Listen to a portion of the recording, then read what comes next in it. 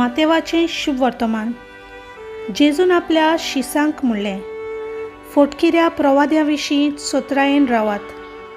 मेंढऱ्याचें रूप घेवन तुमचेशी येतात, पूण भितरल्यान कूर लांगडे ते. तांची फळां पळोवन तुमी तांकां वळखतल्यात. कांतेरीचे कोणें दाखो काडल्यात जायत आनी सोरांट्यांची कोणें आंजिरां काडल्याशीं आसात. तेच भाशेन बरें झाड बरीं फळां दिता आनी वायट झाड वायट फळां दिता.